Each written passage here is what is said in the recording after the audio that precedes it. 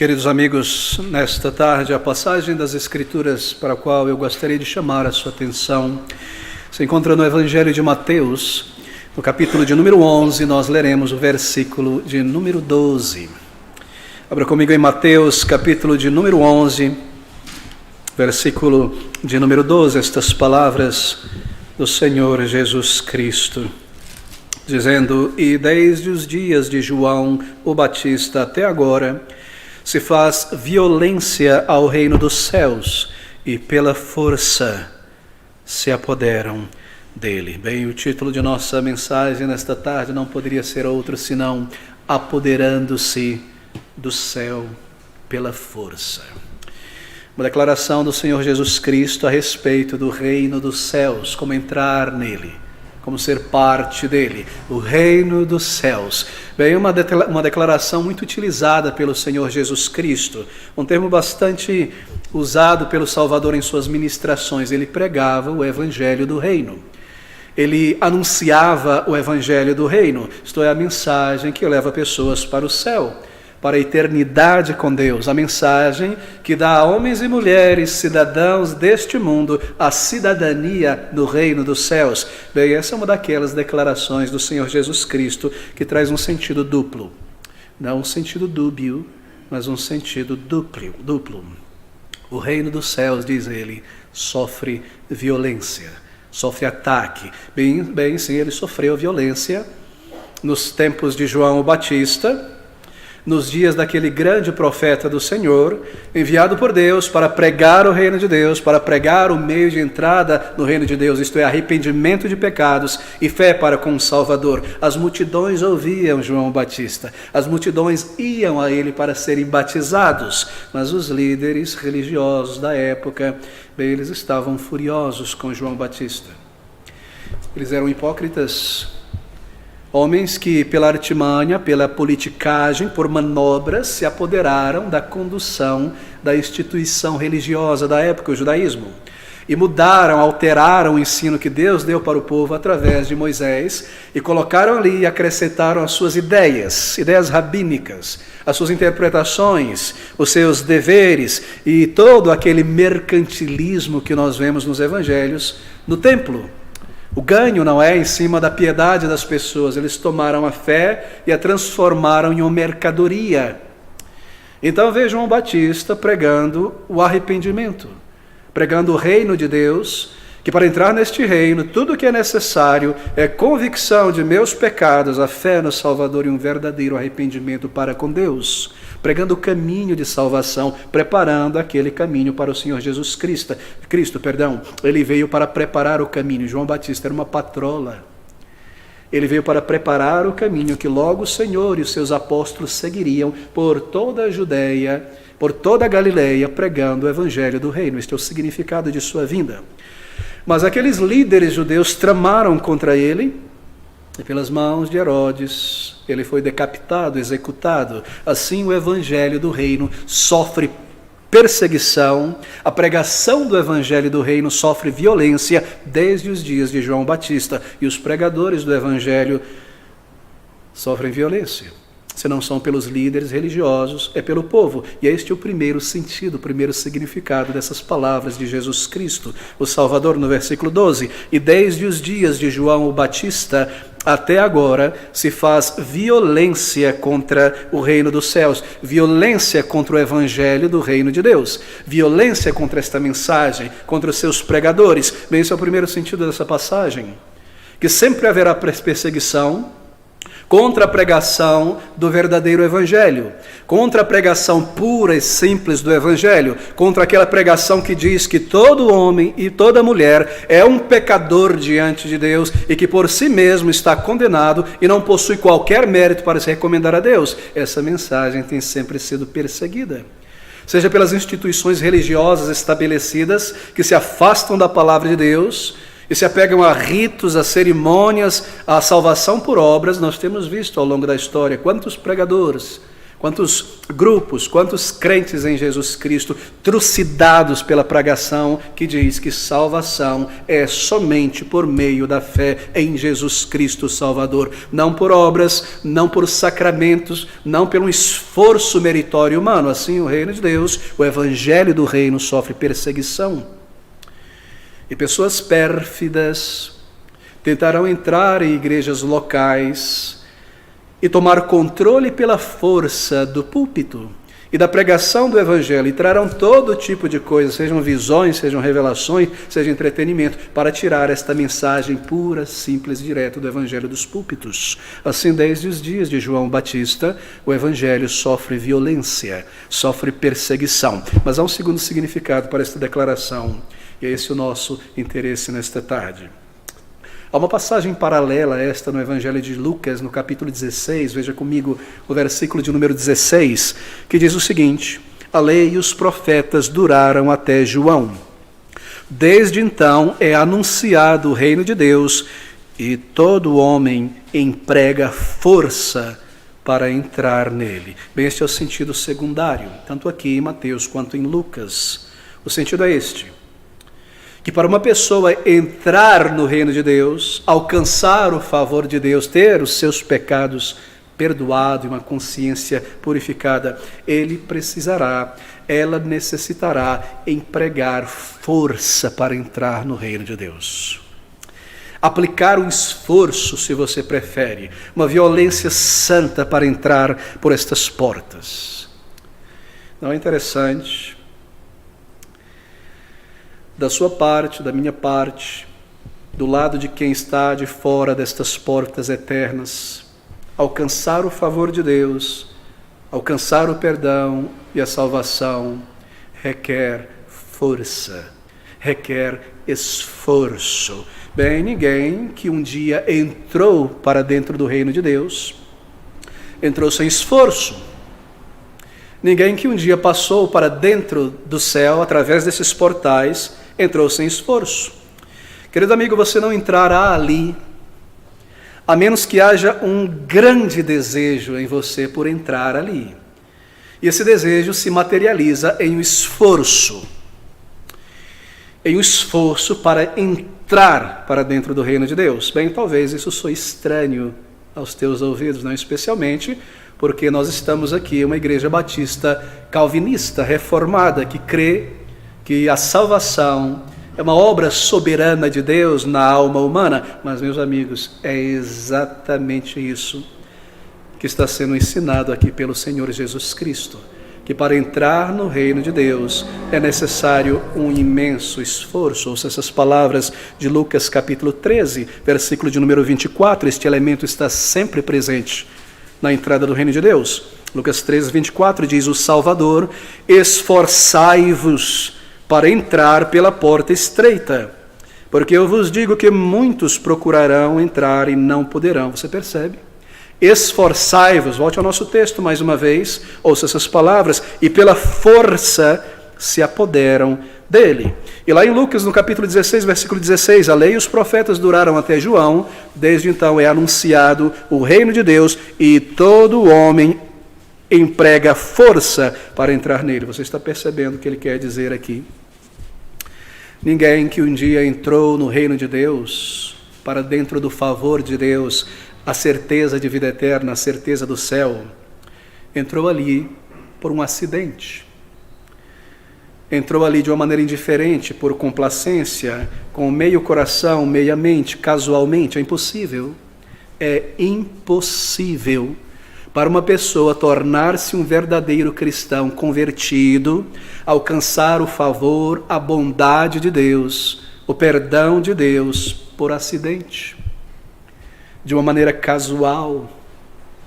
Você e eu, querido amigo, diz o Salvador, aqui e em tantos outros textos, nós necessitamos de um esforço intencional, inteligente, proposital, intencional para entrar para dentro do reino de Deus. É isso que ele está dizendo aqui. Bem, eu preciso, é claro, imediatamente explicar isso, para que não haja confusão. Porque nesse ponto, o nosso perigo é imaginar que para uma pessoa ser salva, ser salvo é baseado em meus méritos, méritos próprios. Mas é claro que não é isso que ele está dizendo aqui. Nós corremos o risco, ao ouvir essas palavras de Cristo, de imaginar que salvação é baseada no esforço, na capacidade do ser humano. Queridos amigos, há um paradoxo aqui neste versículo. Por um lado, nós lemos na palavra de Deus que salvação é pela graça, bondade de Deus, é um dom de Deus. Esse é o ensino da palavra de Deus de capa a capa. Talvez você já tenha memorizado, ouvido muitas vezes aquele texto de Paulo lá em Efésios 2, que diz assim, no versículo 8 e 9, porque pela graça de Deus, pela graça sois salvos, por meio da fé em Jesus, neste Evangelho, e isto não vem de vós, é dom de Deus, não vem das obras, esforço humano, meritório, para que ninguém se glorie. Está claro, não é? Salvação é uma dádiva de Deus, vem de Deus, ele toma a iniciativa, não vem do homem. Aqui está a verdade bíblica. Salvação é resultado de um favor imerecido de Deus. Graça é exatamente isso. Receber de Deus aquilo que nós não merecemos e não receber de Deus aquilo que nós merecemos. Isso é graça. É uma dádiva, ela é gratuita. Se ela é gratuita, ela não vem por méritos. Deus não me deve, por causa do meu esforço, meu batismo, a minha frequência na igreja, buscar ser um bom homem, uma boa mulher. Nós não podemos merecer, angariar, adquirir a salvação. Este é o ensino cristalino da palavra de Deus. Deus é santo, Deus é justo. Nós somos transgressores, rebeldes, pecadores, e quantas mentiras nós já falamos, e quanto orgulho nós conseguimos exibir, não é? Embora capazes de algumas migalhas de boas obras. Bem, se nós conhecemos o nosso coração, nós sabemos que nós não somos dignos do céu, não é verdade? E se é uma pessoa que se imagina justa diante de Deus, bem, ou esta pessoa desconhece a si mesma, ou ela desconhece a palavra de Deus. Observe essas palavras de Paulo em Romanos, capítulo 3, 19. Estou tentando estabelecer o ponto aqui. Romanos 3, versículo de número 19. Ouça essas palavras. Ora, nós sabemos que tudo o que a lei diz, a lei moral, os 10 mandamentos, aos que estão debaixo da lei o diz para que toda a boca esteja fechada, não haja argumentos, e todo o mundo seja condenável diante de Deus. Todo o mundo é condenado. Observe o mesmo sentimento lá em Isaías, capítulo 64, versículo de número 6. Essas palavras, Isaías 64, versículo de número 6, mas todos nós somos como o imundo, o leproso, e todas as nossas justiças como trapos da imundícia, do leproso, e todos nós murchamos como a folha, e as nossas iniquidades como um vento nos arrebatam. Será que há um versículo mais claro do que esse? A nossa justiça, isto é, a vida reta, a retidão, que eu quero oferecer a Deus e trocar pela minha salvação, é um pano que era usado por um leproso, cheio de resto podre de carne e sangue, jogado na terra. É imundo diante de Deus, de um Deus santo. Não há nada, absolutamente nada em nós que pode ser usado para trocar pela salvação. Nem meus sentimentos, nem minha tristeza, nem minhas boas obras, nem meu altruísmo, ou o que quer que seja. Por quê? Porque Deus é santo, queridos amigos, e nós estamos manchados pelo pecado, todo o nosso ser. Quando a Bíblia diz que nós somos pecadores, perdidos, ela não está dizendo que nós saímos por aí praticando todo o mal que nós poderíamos praticar. Não é isso que ela está dizendo. O que ela quer dizer é que cada departamento de nossa alma, mente, razão, coração, memória, afeições, etc., está manchado pelo pecado, contaminado pelo pecado. Como pode agora um pecador oferecer com a mente ou com o coração um sacrifício a Deus com mãos sujas? Esse é o significado, este é o ensino claro da palavra de Deus. Queridos amigos, nós não podemos merecer a salvação. É necessário ir a Deus com os nossos pecados, como pessoas que não merecem, mas carecem, e confiar que Jesus Cristo adquiriu por sua vida perfeita e morte sacrificial o perdão para o meu pecado. Assim, salvação deve ser dada gratuitamente por Deus. Nós não conseguiríamos pagar o preço, nós não podemos merecer. Deve ser uma dádiva de Deus a pecadores, deve ser recebida das mãos de Cristo. E esse é o ensino do Evangelho, e o Evangelho nunca ensina que você pode fazer por merecer o perdão. Todavia, eu acabei de ler um texto que parece contradizer esse ensino da palavra de Deus, na verdade. Ouça novamente. E desde os dias de João o Batista até agora se faz violência ao reino dos céus, e pela força se apoderam dele. Esforçai-vos por entrar pela porta estreita. Parece uma contradição, não é? Parece, mas não é, obviamente. Porque embora a salvação seja gratuita, diz a palavra de Deus, e não baseada em méritos, ao mesmo tempo, você e eu precisamos, diz o texto, empregar um esforço. É necessário um esforço da tua parte para entrar no céu. Bem, será que isso é uma contradição? Claro que não, porque o esforço não te faz merecer o favor de Deus. O esforço não é meritório. Se alguém está se afogando, começa a nadar na praia, sofre cãibra aqui, torcicolo ali nos braços e começa a afundar, e ali naquela cabine está um salva-vidas, e ele vem em tua direção, será que há algum mérito em você em dizer, me salve, eu estou morrendo? Será que há algum mérito em estender a mão para ser resgatado? Essa é a ideia. É exatamente essa a doutrina bíblica. Não há contradição aqui. Ao mesmo tempo, eu preciso empregar um esforço. É necessário, meu querido amigo, um esforço da tua parte para entrar no reino de Deus. É isso que eu gostaria de tocar nesta tarde. Se você está buscando a salvação, não tem certeza dela, não pode afirmar ter nascido de novo, tem dúvidas, tem orado a Deus, tem buscado na palavra, mas não pode afirmar certeza de perdão e de vida eterna, atente para essas palavras então. Versículo de número 12. E desde os dias de João o Batista até agora, e também até os nossos dias, se faz violência ao reino dos céus, e pela força se apoderam dele. São pessoas que estão determinadas a entrarem no céu, que irão se esforçar para buscar e receber o favor gratuito de Deus. É claro. Esta é a mensagem do Evangelho no Antigo e no Novo Testamento. Observe, por exemplo, Isaías, capítulo de número 29, versículo de número 12 a 14. Isaías 29, de 12 a 14, há um esforço que envolve a mente, que envolve a vontade, que envolve o coração. Versículo 12 diz o Senhor, então me invocareis, e ireis, e orareis a mim. Você observa o esforço, invocar, ir, orar, e eu vos ouvirei.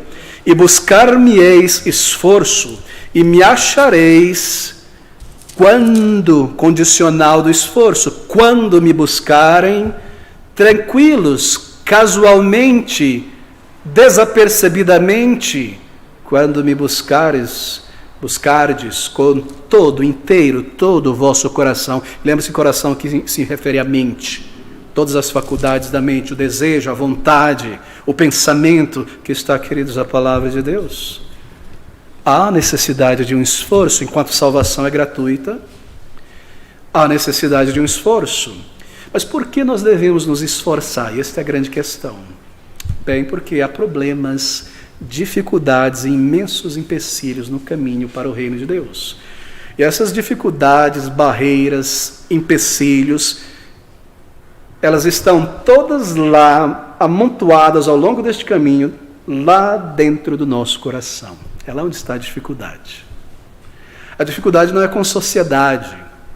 Eu me recordo encontrando alguns muçulmanos na Inglaterra e ali em Foz do Iguaçu, e a conversa é sempre a mesma. Eu sou muçulmano, mas eu estou vivendo em um país ocidental, ou seja, eu não consigo viver a minha religião como eu gostaria. É claro, porque são religião de obras. Eu tenho que estar na Arábia Saudita falando árabe, vestindo aquela roupa com gente que vive essa religião. Se eu não tenho pessoas no Brasil que vivem a religião, todo mundo pula o carnaval, ninguém quer saber da mesquita, eu também não consigo viver. É uma religião de obras, não é isso? Não, o problema é a dificuldade do coração. Ali está alguém que se isola do mundo na sua imaginação, sobe a um monte, sobe a uma montanha, constrói um monastério junto a um monte de gente que quer fugir do pecado. E sabe o que acontece nesse monastério? Todo tipo de pecado. Por quê? Porque nós levamos o pecado em nosso coração. Este é o grande problema. O pecado está em nós. Não é que nós cometemos pecados, nós somos pecadores. E por isso nós pecamos. E essa é a dificuldade. Essa dificuldade está dentro de nós. E é por isso que se exige esforço para vencer essa dificuldade. Bem, é muito difícil. É difícil para nós deixarmos a nossa velha vida para trás, não é? Eu construí essa minha vida passada. Foi eu quem construí cada tijolo até aqui. E os meus pecados é o cimento que envolve todas as minhas escolhas e gruda esta minha vida e constrói a minha vida. Eu sou assim, queira ou não queira, eu cheguei até este ponto, nós dizemos, e a minha vida é permeada de pecados. Ela é centrada em meu ego, em meu autointeresse, em minha autodeterminação, e eu estou muito apegado a esta vida, eu já a construí. Eu não posso lançar fora a minha vida. Eu gosto de meus hábitos, de meus pecados, de meus vícios.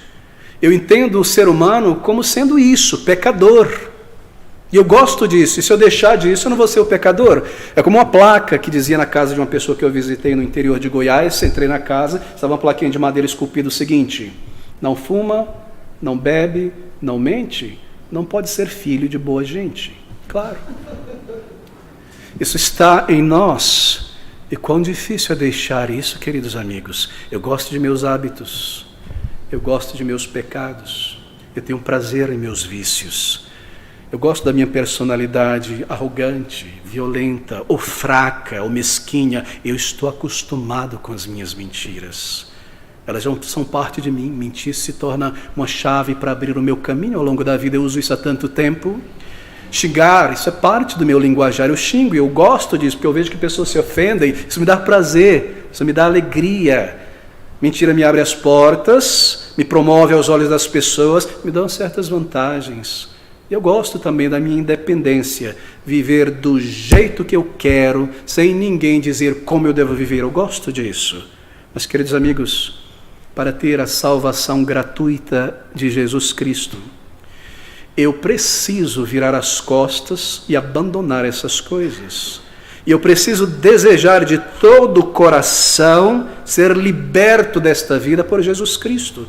Ser liberto desta vida que é a minha prisão, o meu calabouço, e ansiar estar do lado de fora, na luz, na vida, salvo por Jesus Cristo. E ser resgatado desta falsa liberdade que eu tenho, desta falsa liberdade que eu construí, que é nada mais do que uma liberdade para pecar.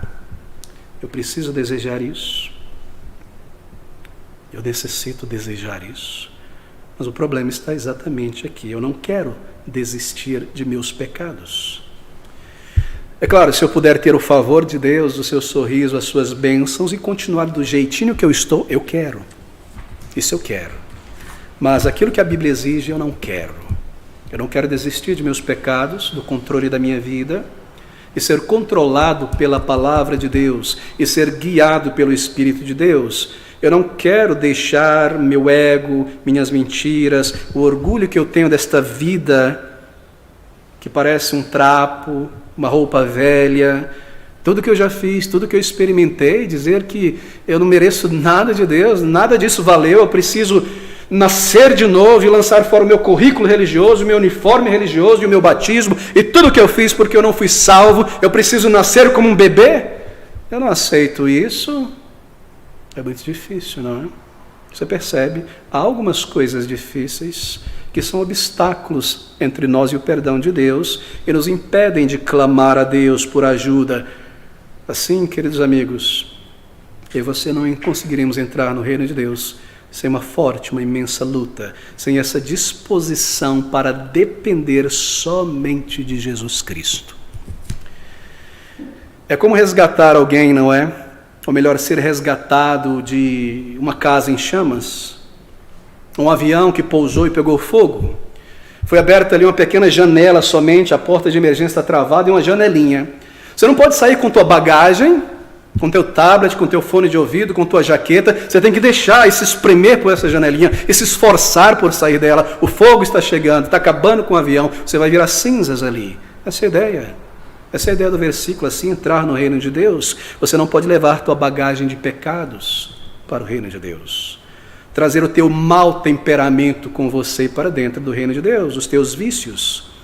Você precisa deixar tudo isso aos pés da cruz do Salvador. De outra maneira você não entrará. É uma porta estreita. Você não pode passar de braços abertos com todo o teu orgulho.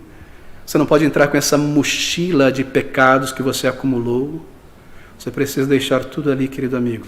Ali é o lugar para deixar todo este peso, toda esta carga de culpa e de pecados. Deixar para trás as coisas que te prendem uma vida de pecado. Se você vai escalar uma montanha muito íngreme, muito alta, bem, você naturalmente leva o mínimo possível, não é? O mínimo possível. E para entrar no reino de Deus, há coisas que devem com muito esforço ser deixadas. Isso é uma luta, há um esforço veemente. E essa é a ideia do Salvador nessas palavras. Queridos amigos, nós precisamos renunciar ao nosso orgulho, encarar nossa necessidade de perdão, encarar nossa sujeira moral, encarar nossa vergonha diante de Deus, renunciar nossa autodeterminação, autossuficiência e submetermos a Deus a nossa vida. Entrar no reino de Deus às vezes leva tempo. Isso porque há esse esforço de renunciar nossos pecados. Você talvez já tenha lido sobre este grande líder inglês chamado William Wilberforce. Não há um tempo atrás fizeram um documentário sobre ele.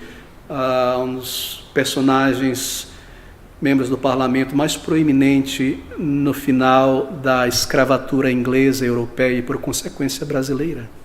Famoso, não é? Seus diários foram publicados há um tempo atrás e ali você lê, maravilhoso, nos seus diários, seu próprio testemunho de conversão evangélica. Não conversão a uma religião, conversão a Cristo. E ele diz no seu diário que por muitos meses ele buscou a Deus. Ele sabia que ele precisava de perdão, ele sabia que precisava da misericórdia de Deus para vencer os seus pecados, de um novo coração, uma nova vida, mas suas orações não eram respondidas, ele diz em seu diário. Ele não conseguia avançar em sua busca por paz com Deus, por certeza de vida eterna. Mas gradualmente, ele começou a perceber o que estava impedindo. E ele foi muito violento consigo mesmo, assim por dizer, muito sério consigo mesmo. E ele percebeu e encarou o que ele não queria encarar, que ele não desejava abandonar o seu orgulho, o seu ego, de sua pessoa, de sua fama, de sua posição. Ele não queria se humilhar aos pés de Cristo. E assim levou-se um bom tempo para que ele visse a sua condição espiritual diante de Deus, até que os seus olhos foram abertos e ele entendeu que ele não tinha qualquer mérito diante de Deus, por mais boa pessoa que ele imaginasse ser, que ele precisava depender completamente da misericórdia, da justiça de uma outra pessoa, que Jesus Cristo salva aqueles que não conseguem salvar a si mesmo, e somos todos nós. Ele levou um bom tempo para perceber isso, que as coisas que ele se apegava, carregava, ele não poderia levar para dentro do reino de Deus. Ele queria ser salvo, queria conhecer a Deus, o perdão de Deus, o amor de Deus, a certeza de vida eterna, mas ele estava arrastando tudo isso com ele, até um dia, quando deixando estas coisas aos pés de Cristo, de mãos vazias, sem orgulho e merecimento imaginário, entregou a sua vida, confessou os seus pecados, se derramou diante de Deus, rogando graça e misericórdia. Aqui está um exemplo. Às vezes, queridos amigos, há uma grande luta, um grande esforço, e leva-se tempo para vir a Cristo. Mas uma vez que William Wilberforce foi ao Senhor, aos pés de Cristo em oração, ali ele foi salvo. Ali ele diz, teve certeza, paz com Deus, certeza de perdão e vida eterna. Deus transformou aquele homem dramaticamente, você vê a história dele, de repente certeza de salvação, de repente um novo coração, um novo agir, um novo sentir. Mas levou tempo para ele ir ao Salvador da maneira certa. Assim há dificuldades de nosso lado, não de Deus. É como um grande esforço, uma grande luta, e de repente você luta, você busca Deus, você deseja o perdão, então você está aos pés de Cristo clamando por vida e salvação. Então você é salvo. Entrar no reino de Deus, ser salvo, é como um pequeno processo, assim por dizer. Começa assim. Deus abre os teus olhos um dia, ali está você vivendo em teus pecados, cuidando da tua vida, sem se importar com as chamas eternas que você pode partir a qualquer momento. E Deus, por causa da sua misericórdia, abre os teus olhos em determinado momento. Então você começa a buscar a Deus, mas tudo começou com Deus, Ele tomou o passo inicial. E porque Ele abriu os teus olhos, você começa a perceber tua condição, a condição de tua alma, a tua necessidade. Eu sou um pecador, eu sou pior do que eu imaginava. E a memória começa a me trazer coisas que eu havia enterrado no esquecimento de pecados e pecados, e junto com a memória, a culpa. É Deus que está lhe dando. Mas ao mesmo tempo, você descobre a força, a garra e o domínio que o pecado tem sobre você. Então uma luta e um combate pessoal interno tem início, é travado. Você deseja, você anseia por salvação, fé, certeza de vida eterna. E você tenta ter os dois, o mundo e Deus, Deus e o pecado. Você está nessa luta, querendo as duas coisas, não é? Mas você não consegue entrar no reino de Deus, porque o pecado te impede. Você ora, parece que nada ainda aconteceu. Até que você vira as costas para essa velha vida e se aproxima de Jesus, pronto para ser liberto por Ele, pronto para ser perdoado, para ser transformado, para ter os teus pecados perdoados e se ver livre. Então, quando isso acontece, de repente você clama de todo o coração, sem reservas, e Ele te ouve, e Ele te dá uma resposta de paz, e envia o seu Espírito, que é o selo, a paz que vem do Senhor, uma nova vida, e junto com o perdão, junto com o apagar e remover da culpa, vem força de Deus para viver uma nova vida. Porque o que adiantaria ser perdoado e continuar caindo em meus pecados continuamente? Uma nova vida vem do Senhor. Conversão é assim, queridos amigos. Há um esforço. De repente meus olhos são abertos, de repente eu desejo, de repente eu vou a Cristo. É como um período preparatório na alma, um combate interior, um desejo, uma ansiedade por perdão, paz, alívio da culpa. Chega este momento, um apego ao pecado, até que a única coisa que importa é ter paz com Deus. Não me importa o que meus pais, meus amigos do mundo dizem, não importa essa carreira, esse corpo, esse atletismo, o que quer que seja, eu preciso ser salvo, eu preciso de perdão, de repente. E essa é uma das primeiras coisas que acontecem quando nós começamos a desejar entrar no reino de Deus.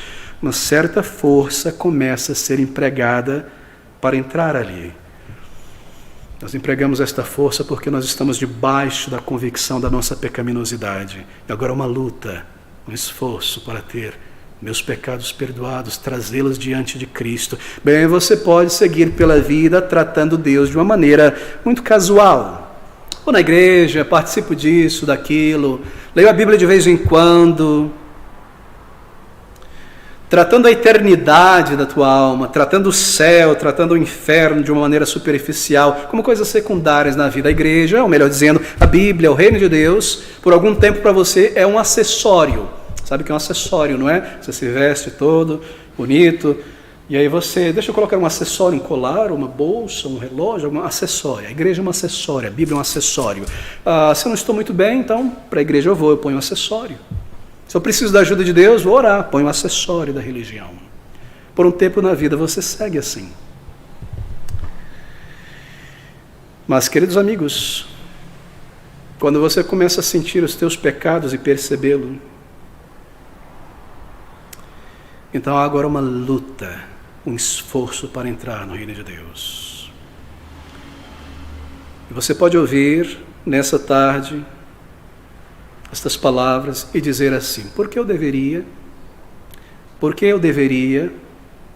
Por que eu deveria estar fazendo esse esforço? Sim, você pode pensar e questionar, mas no momento em que Deus abre os teus olhos e coloca um espelho diante de você e você vê o teu estado e a tua condenação, você diz: eu sou um pecador, eu estou condenado por Deus. Se eu morrer agora, eu estou perdido, eu vou ser julgado. Então, de repente, há uma nova pressão e uma nova força em você, e você para dizer: eu preciso dessa mensagem urgente do Evangelho, eu preciso prestar atenção nela. Eu vinha na igreja todo domingo, meio que dormindo, meio que pensando na morte da bezerra, tenho que cozinhar isso, amanhã tem uma conta, como é que eu vou para o trabalho, tenho que trabalhar o trabalho da universidade, e será que eu vou ganhar isso, esse bônus, etc. De repente você está ouvindo o Evangelho, e você diz: eu preciso ouvir, eu preciso prestar atenção, eu preciso tomar as rédeas do meu pensamento, isso é muito importante. Isso é vida ou morte, esse é o caminho de salvação. Há uma mudança de repente.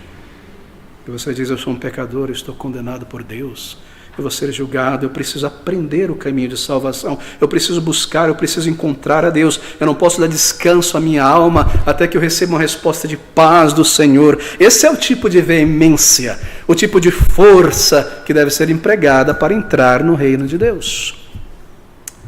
Se faz, diz o Salvador, violência ao reino dos céus e pela força se apoderam dele. Ou como em Lucas, é anunciado o reino de Deus e todo homem emprega força para entrar nele. A preocupação, a grande desejo de entrar, de ser salvo, é algo muito forte, queridos amigos. É algo muito forte. Antes havia muitas coisas dizendo: vão te envergonhar, e o que vão achar de você? E você vai na igreja há tanto tempo, está envolvido, participando, de repente vão ver que você nunca foi salvo. Essas coisas ficam ali, martelando e te segurando. Eu vou perder essa promoção, esses amigos, e o que as pessoas vão dizer? De repente, nada mais disso importa. Eu preciso ser salvo. Eu preciso ter certeza de vida eterna. É algo muito forte, é Deus trabalhando no coração, e é a força resultante dessa convicção pessoal de pecados que nos leva a Deus. Acaso você está passando por isso? Então a outra força também é a força do desejo. Que você começa a dizer: eu desejo de fato esta nova vida. Eu quero ter uma nova vida, um novo caráter. Eu cheguei a um ponto que eu não posso suportar a mim mesmo. Eu não suporto o meu temperamento, alguém pode dizer. Eu não suporto as minhas fraquezas, as minhas mentiras, o meu orgulho. Eu não suporto mais a minha sujeira. Eu me sinto mal, eu cheiro mal, eu não quero ser mais essa pessoa. Como eu posso fazer? Como eu posso me livrar disso? Como eu posso ser lavado de meus pecados? E alguém dirá: esse é o meu pecado. E eu anseio por ser limpo, por ser aceito por Deus. Um forte desejo, não apenas convicção de pecados, mas um imenso desejo de ser limpo, de ter perdão, de ter certeza de vida eterna, andar com Deus, um novo início, poder orar, fechar os meus olhos aqui quando a luz deste mundo se apagar, ser recebido na eternidade por Deus. Ouça essas palavras: e pela força se apoderam do céu. O Evangelho do Reino é pregado hoje em todo lugar. E todo homem que percebeu o seu pecado, toda mulher se esforça para entrar no reino de Deus. Bem, nós estamos falando sobre esforço para entrar no céu. Mas há um perigo aqui, porque isso pode e tem confundido muitas pessoas. Eu devo explicar qual é o problema. Eu ouvi sobre um senhor idoso, um cristão, salvo, e ele disse sobre as suas dificuldades antes da sua conversão, quando ele estava buscando a Deus. Ele disse assim: quando eu era jovem, na minha juventude, frequentei a igreja por algum tempo, e Deus começou a lidar comigo, abrir os meus olhos para o estado de condenação da minha alma. E ele disse que ele começou a orar por conversão, por perdão de pecados, uma nova vida, e nada parecia acontecer. Ele estava batendo nessa porta e nada parecia acontecer. Ele já começou então, em determinado período, a se sentir angustiado, pronto para desistir de toda busca, de qualquer busca, até que ele percebeu algo ouvindo um sermão, que o pregador disse o seguinte. Bem, o pregador disse algo que o fez perceber o seguinte: ele percebeu que em seu esforço, e aqui está o ponto que não deve ser mal compreendido, ele percebeu que em seu esforço para entrar no reino de Deus, para buscar o perdão, Ele estava tentando se projetar para dentro do céu, se projetar para dentro do céu. Tentando projetar ou elevar a si mesmo para dentro de uma experiência espiritual. Ele orava com os olhos cerrados e ele se forçava para chorar. Eu tenho que sentir mal, eu estou me projetando para dentro do céu, para dentro de uma experiência intensa, de vergonha. Já viu alguém tentando fazer fogo no mato, onde não tem fósforo nem isqueiro? Né? Você pega lá uma varinha, uma tabinha, tem um algodão ali da roupa, põe lá, começa a aquecer até o calor, soltar uma faísca e pegar no algodão, você põe umas folhinhas secas, um gravetinho, uma madeira, daqui a pouco você tem uma fogueira. É isso que ele estava tentando fazer. Se projetar, criar calor, criar vida espiritual dentro de si mesmo. Tentando produzir ou engendrar um senso de aceitação de Deus. Tentando se elevar para dentro de uma experiência com Deus, tentando conceber, causar, criar dentro de si um senso de um processo de conversão, de uma experiência espiritual. Ele percebeu que ele tinha se equivocado e que ele tinha que abandonar essa atitude. Isso o ajudou. E ele percebeu que ele deveria simplesmente ir diante de Deus, confessar os seus pecados, o seu pior ao Senhor, sem reservas, e confiar nele. E que se ele cresce desta maneira, se entregando, e mostrasse ao Senhor e dissesse para o Senhor sua prisão, seu amor pelo pecado, clamasse por vida e fosse a ele em arrependimento desta maneira e confiasse no Salvador, então Deus tomaria conta da sua conversão. E Deus o salvaria. E foi isso que aconteceu com ele. Ele simplesmente veio como um pecador por inteiro, se entregando. É como quando alguém faz esse seguinte exercício com vocês, talvez foi feito na escola, não é? Alguém pede para você fechar os olhos, põe uma cadeira atrás de você e diz, agora de olho fechado, senta. Você fica assim, será que ele pôs a cadeira mesmo? Você confia na pessoa, na palavra dela, e você senta e deixa que a cadeira faz o resto, não é? Claro, conversão não é fechar os olhos e dar um salto no escuro. A fé raciocina para crer, precisa entender. Mas você simplesmente ouve, encara o teu pecado, quando Deus abre os teus olhos para a tua pecaminosidade, e 1 bilhão de questões vêm. Será que Ele vai me perdoar? Como eu vou saber? Como eu vou sentir? Deixe isso de lado. Será que eu sou um eleito de Deus? Eu só vou buscar a Deus se eu soubesse que eu sou um eleito de Deus. Quando eu puder subir no céu, abrir o livro da vida, meu nome lá, eleito, eu vou buscar aqui na terra. Você deixa de lado, você sente o teu pecado e você se lança, crendo na palavra de Deus. Aquele que vier a mim de maneira nenhuma eu lançarei fora. Creia nisso. Vá a Ele na tua imundície, fétido dos teus pecados, na tua dúvida, na tua covardia. Vá a Ele e Ele fará o resto. Salvação pertence ao Senhor, não a mim mesmo. É por isso que é tão simples. E aqui está a dificuldade. Eu me pergunto se alguém aqui nesta tarde está passando por isso. Você pensa que de alguma maneira você deve se projetar para dentro de uma experiência espiritual, para dentro do reino de Deus. Não é esse tipo de força e de veemência que você deve fazer. Você percebe o perigo? Você não poderá fazer isso, não te levará à salvação.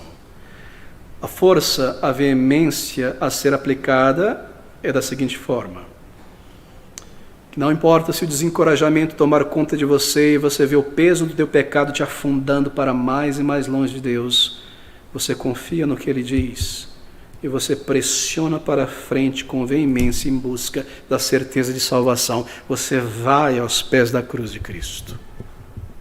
Isso que é o esforço. Por exemplo, algumas pessoas estão empregando esforço para entender o Evangelho, a palavra de Deus, e às vezes nós temos todos os tipos de perguntas, não é, e questionamentos. Mesmo pessoas que frequentam a igreja por anos, de repente elas dizem, por que a cruz? Por que a cruz? De repente cai uma ficha e, mas espera aí, por que a cruz? Por que foi necessário que Ele morresse? Não deveria haver uma outra maneira de Deus salvar, porque somente um caminho, não vários para ajudar as pessoas. Dúvidas e perguntas entram em nossa mente e você precisa empregar um esforço, vontade, para garantir que você tenha as respostas. Você está em busca? Você está tentando entrar no reino de Deus? Vem a questão e você não se apega lá, que bom, isso aqui diz que o Evangelho não serve, eu vou seguir com isso aqui. Não, você deseja entrar. Você traz essas perguntas. E a resposta é, claro, em particular esta pergunta, particular esta.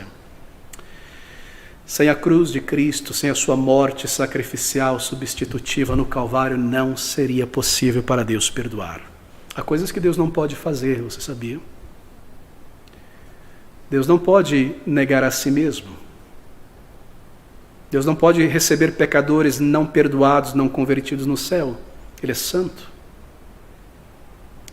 E sem a cruz do Salvador, a sua morte substitutiva, não haveria salvação. Porque os nossos pecados devem ser punidos. E se eles não forem punidos no Salvador, eles serão punidos em nós. Deus é justo, Ele deve julgar.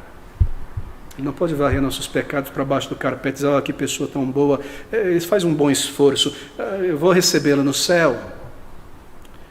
Nosso pecado é contra um Deus eterno, que merece um castigo eterno, e a punição, o castigo eterno do pecado é o inferno eterno. E assim um ser eterno veio, completamente homem, completamente Deus, para receber ali, na sua morte, toda a punição do inferno eterno sobre si mesmo. Se eu devo pagar pelos meus pecados, então eu irei sofrer a punição por toda a eternidade condenado no inferno. Será que há algum homem, algum anjo, algum serafim, algum querubim que poderia pagar em meu lugar? É claro que não. Porque eles são criaturas, anjos, homens são criaturas. Eles não poderiam suportar naquela cruz todo o fogo eterno, da ira eterna, do inferno eterno, por pecados eternos. Eles são finitos, eles seriam destruídos na cruz. Foi por isso que veio um ser eterno, Deus homem. E ali naquela cruz de dor e agonia, ele experimentou em seu corpo, em sua humanidade, toda a miséria na sua mente, toda a força, toda a ira, todo o fogo da lei santa e justa do Deus triuno. Mas a sua divindade o sustentou. Ele não foi destruído. Se Jesus Cristo não tivesse vindo a este mundo, não haveria salvação. Nosso pecado é contra um Deus eterno que merece uma condenação eterna.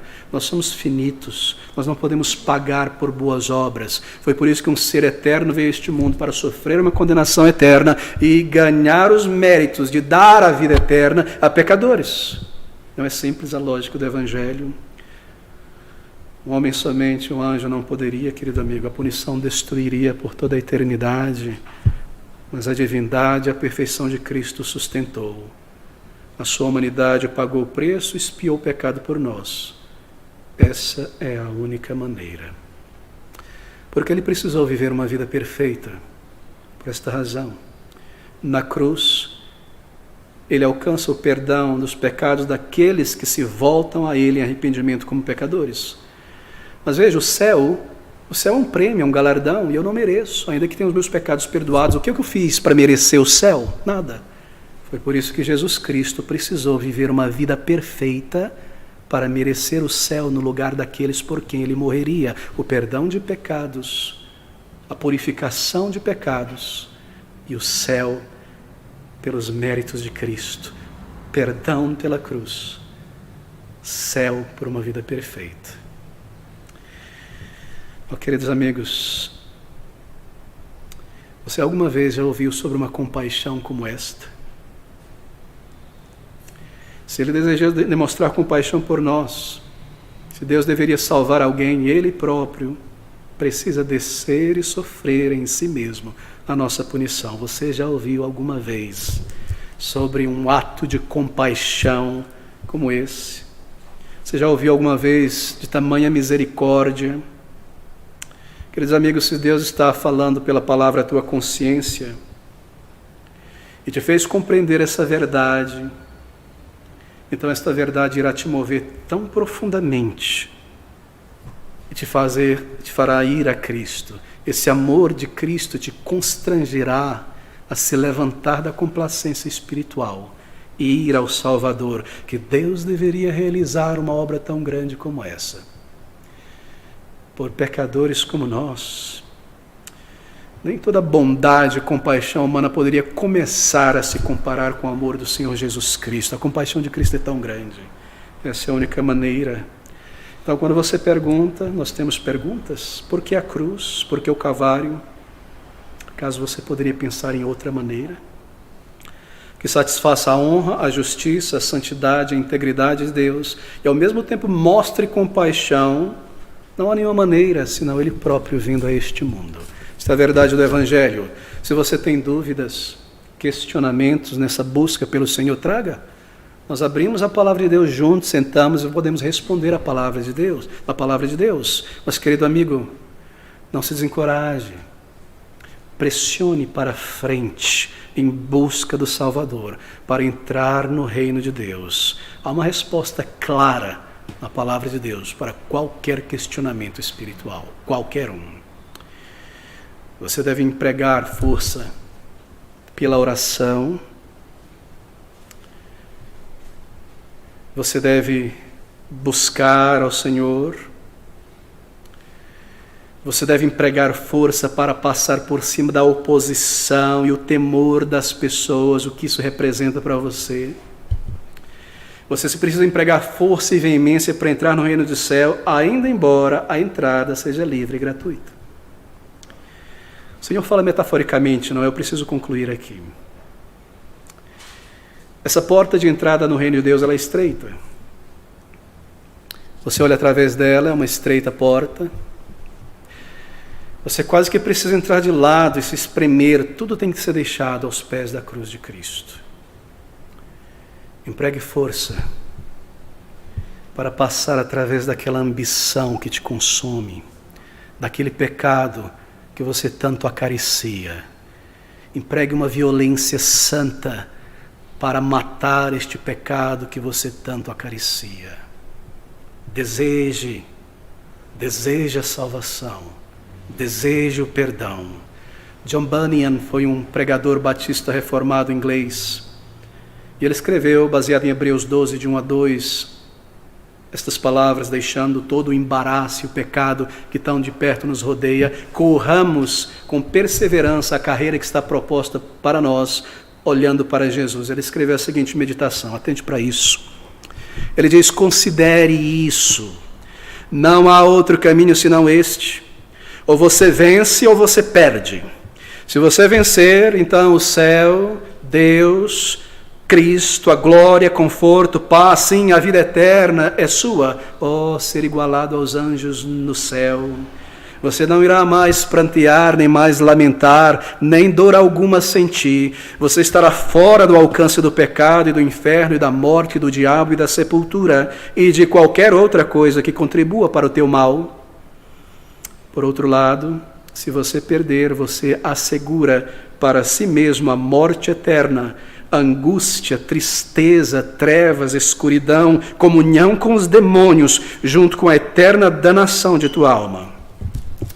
Perceba que esse diabo, este inferno, essa morte e condenação seguem o teu calcanhar com uma pressa desenfreada, e a sua autoridade e procuração para te alcançar e te arrebatar é a lei de Deus contra a qual você tem pecado. Assim, por amor à tua própria alma, se apresse. Se eles se apoderarem de você antes de entrar na cidade de refúgio, fincarão um ponto final eterno em tua jornada. Isso é um alarme estridente. Corra! Saiba disso, que neste exato momento, os portões do céu, o coração de Cristo e seus braços estão espalmados para te receber. Fixe os olhos no prêmio celestial. Garanta que teus olhos estejam continuamente ali no lucro que podes ganhar. A razão por que os homens estão tão inclinados a esmorecerem sua corrida para o céu é uma de duas.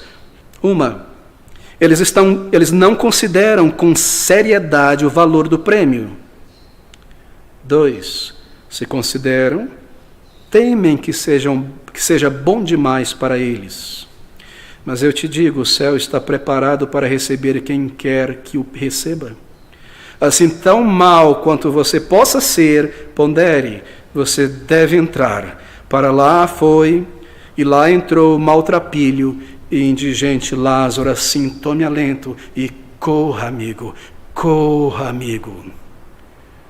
Alguns amigos aqui talvez terão que oferecer uma violência santa para vencer a sua letargia espiritual, uma mente letárgica, uma complacência espiritual, um estado de semi-ignorância sobre a Bíblia, nunca dando um passo a mais para entender, para compreender. Eu não quero, porque se eu compreender mais eu vou me comprometer, eu sei para onde eu estou indo, eu vou ter que me arrepender e deixar essa vida de pecado. Comece, querido amigo, a buscar a salvação com urgência.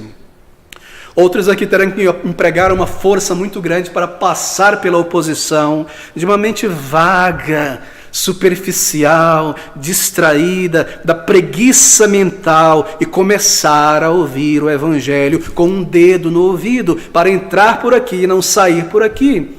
Ou a se beliscar para acordar e buscar informação direto da Palavra de Deus. Será que esse é o teu problema? Torpeza mental que te impede de se esforçar. Talvez alguém tenha que empregar força para passar por cima da oposição de um orgulho muito, muito grande que não permite que eu reconheça os meus pecados e tome esta mensagem para mim, não para o meu vizinho, meu primo, meu marido, minha esposa, meu amigo. Tome para mim essa mensagem. Esse orgulho que me impede de me humilhar diante do Senhor. Talvez alguém precise aplicar grande força para lidar com certas questões. Eu me lembro de alguém que disse que a sua grande dificuldade, sua maior oposição foi contra esta ideia: como é que eu posso confiar num Deus invisível? Você me fala sobre tudo isso, mas eu não vejo Deus, eu não consigo tocar em Deus.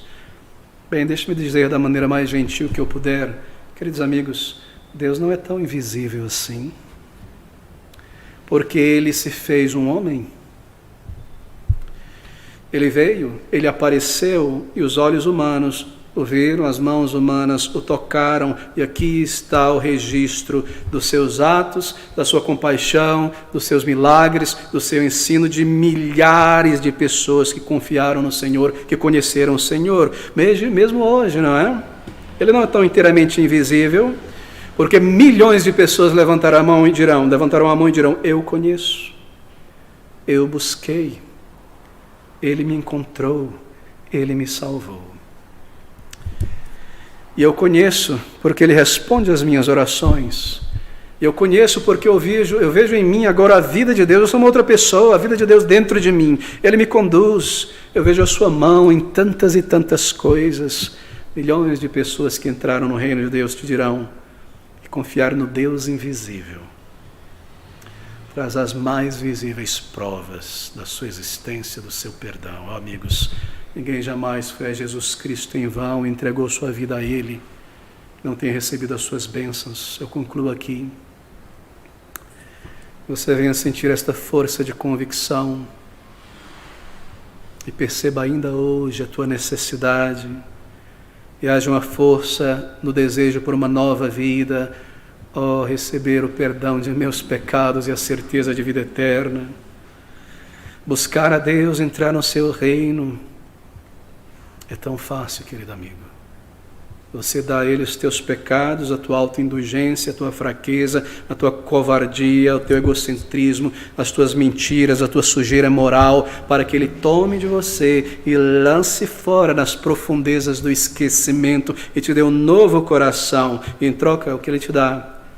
Perdão, o céu, comunhão com o teu Criador, grande paz que o mundo não pode roubar, certeza absoluta de salvação, vida espiritual dentro de você, teu nome no livro da vida, propósito na vida, condução de Deus, resposta às orações, tantas coisas. Você irá receber gratuitamente. Apenas lembre-se disso. Salvação é gratuita, é da mão de Deus, uma dádiva de Deus.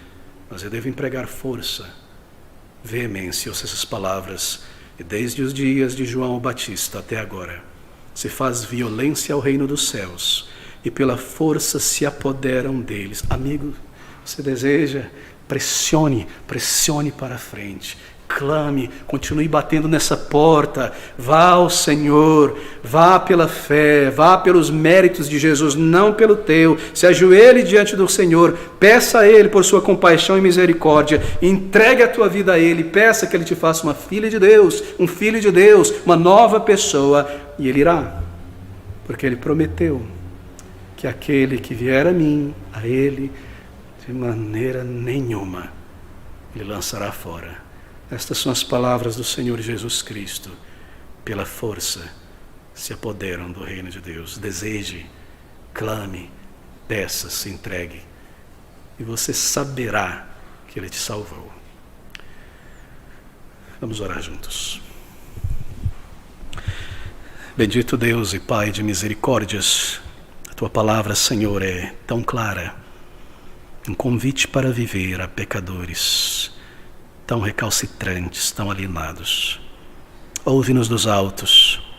Tu conheces o que sai do pensamento e do coração de cada alma nesta tarde ouvindo a Tua palavra. Dá, Senhor, clareza. Aumenta este sentimento, este desejo por perdão, por certeza de vida eterna. E leva-nos a Cristo Salvador para conhecê-lo, e o seu amor, e o seu perdão, e a certeza de vida eterna. Nós rogamos estas coisas em nome dele, e para o teu louvor. Amém.